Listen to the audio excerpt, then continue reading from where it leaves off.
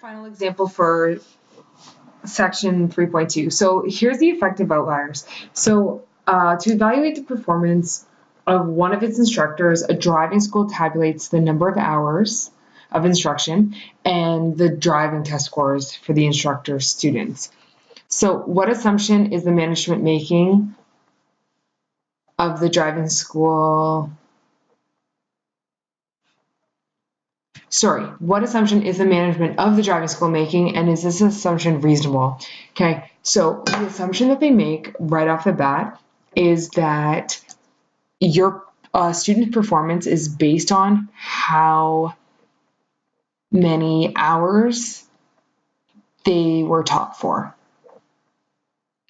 Okay, and they're also assuming that the student score is based on practice, and that the student score is based on practice specifically with their driving instructor or maybe their driving school. Okay, so now let's analyze the data to determine whether they suggest that the instructor is an effective teacher. Okay, and then what we're going to do is we're going to comment on any data that seems unusual, take it out, and then repeat our analysis. So to save time, I'm going to do this just through Excel. So what we're going to do is we're going to graph that scatter plot. I'm going to do just a simple scatter plot at first, okay? So let's do driving school, okay? And let's add both axis titles, okay? And this one is going to be instructional hours. And this one is going to be student score.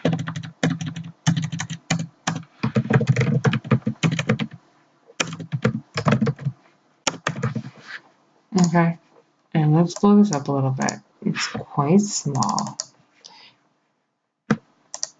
Remember, you have all of the, oh, that's beautiful. Let's try to highlight this entire graph. Let's see if we can do the entire graph at 20. Ah, beautiful. So all we have to do is like click on the outside of the graph so it highlights the entire thing. Okay, so right now, it looks like all of the data comes here. So this would be the line of best fit, except for this data here, which is 20, maybe 20, 45. Okay, so if we actually change this, and remember, you just have to go to Format, Design, Quick Change Layout. Okay, if that's the case, let's take a look here. And then what we're going to do is we're going to say R equals, and then equals square root. And then let's put in the 0.0021. So the actual correlation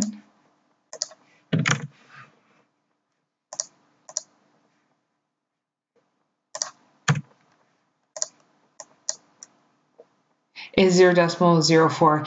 And to me, what this is telling me is that there is no correlation, or very, very weak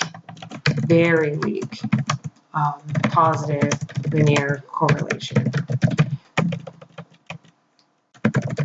Okay, but if we took out this one data point, this is what's going to happen. So this is everything right now. I'm just going to delete this, and it's automatically going to update our graph.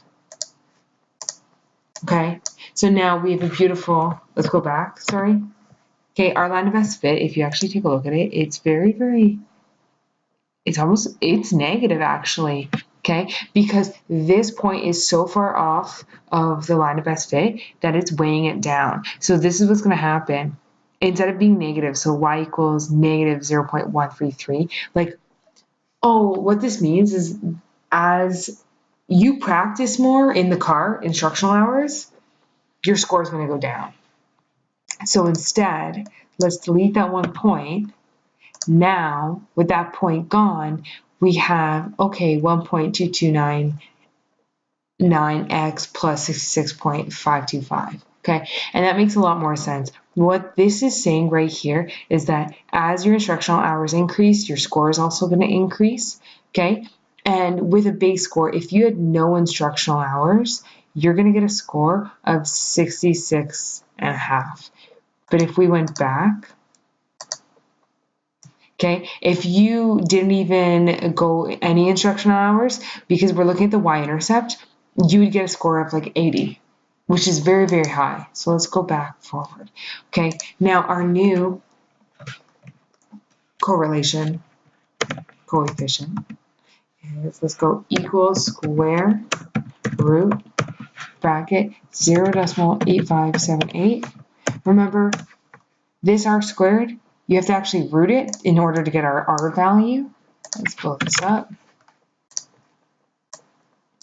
Okay, we get 0.92. This is going to give us a strong positive linear correlation.